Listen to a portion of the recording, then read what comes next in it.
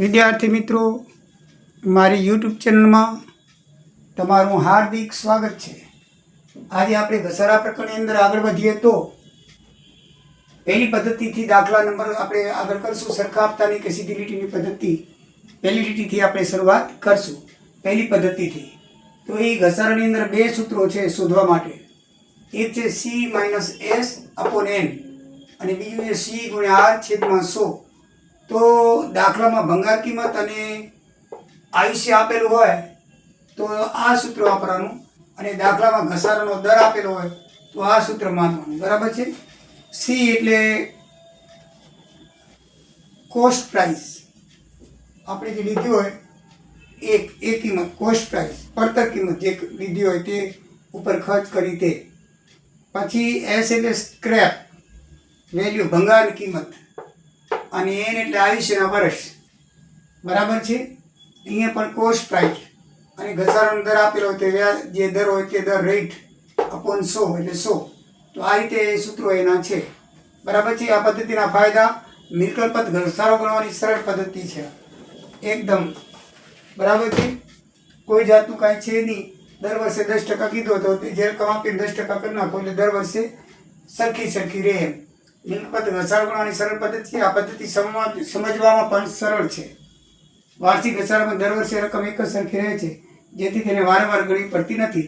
આમાં તમને જે મિલકત હોય એને 10% ઘસારો કીધો હોય, 1 લાખની હોય તો દર મહિને દર વર્ષે 10,000 બાદ કરતા જવાના, 10 વર્ષે મિલકતની કિંમત પૂરી થઈ જાય। એકદમ સરળ છે। ગેરફાયદા શું? તો આ પદ્ધતિમાં દર વર્ષે ઘસારાની રકમ એક સરખી રહે છે, માટે વચ્ચે જે મરામત ખર્ચ કરાવ્યો હોય, સુધારા વધારા કરાવ્યા હોય એનું સંતુલન જળવાતું નથી। આ પદ્ધતિમાં મિલકતમાં રોકાયેલી મૂડીના વ્યાજને ધ્યાનમાં લેવાતું નથી, આ બેની મર્યાદા છે। તો આ પદ્ધતિ કઈ મિલકત માટે ઉપયોગી છે? તો જે મિલકતોનું આયુષ્ય સરળતાથી નક્કી થઈ શકે તેવી મિલકતો માટે આ પદ્ધતિ સરળ છે। તો જો ભાડાપટ્ટાની મિલકતો જેટલા વર્ષ માટે લીધી હોય એટલે વર્ષ આયુષ્ય નક્કી થઈ શકે।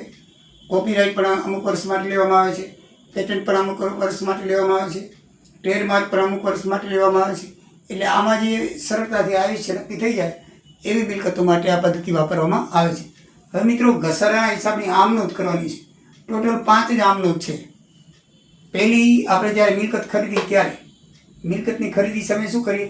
મિલકત ખાતે ઉધારી પડતર કિંમત લખવાની, બરાબર છે। પડતર કિંમત એટલે આપણે કે લઈ આવવાનો ખર્ચો કર્યો હોય અથવા એને ગોઠવવાનો ખર્ચ કર્યો એ બધો થઈને, બરાબર છે। તો અહીંયા પડતર કિંમત લખવાની। દાખલા તરીકે 1 લાખની મિલકત ખરીદી, એમાં 5,000 લઈ આવવાનો ખર્ચ ને 5,000 ગોઠવવાનો, તો અહીંયા આપણે 1 લાખ ને 10,000 લખવાના।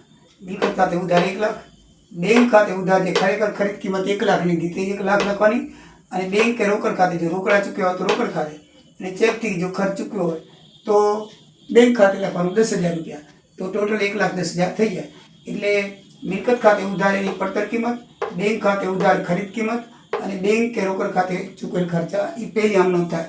બસ આ આમ નોંધ થઈ ગયા પછીના વર્ષોમાં આ બે આમ નોંધનું પુનરાવર્તન થાય। દર વર્ષે ઘસારો નોંધ કરવાની હોય તો ઘસારા ખાતે હંમેશા ઉધાર થાય તે મિલકત ખાતે જમા, પછી એ ખાતું બંધ કરવાનું હોય તો નફા નુકસાન ખાતે ઉધાર તે ઘસારા ખાતે જમા।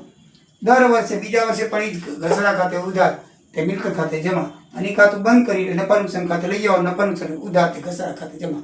આમનું સાવ શૈલી છે। એટલે જેટલા વર્ષ માટે 2-3 વર્ષ માટે આવે તો આને આમનું થતી જાય, બીજું કાંઈ કરવા। એક જ પહેલા વર્ષમાં આ એક વધારે થશે, બાકી દર વર્ષે આ બીજી ત્રીજી થશે, બરાબર। એટલે બીજા વર્ષથી દર વર્ષે ઉપર નંબર 2 ને 3 પ્રમાણે થશે। જેટલા વર્ષનો ઘસારો કીધો હોય એટલી આમનોંધ તમારી વધે। 5 વર્ષનો કરો કીધો તો આ 5 વાર લખવાની, 2 એટલે 10 આમનોંધ થાય।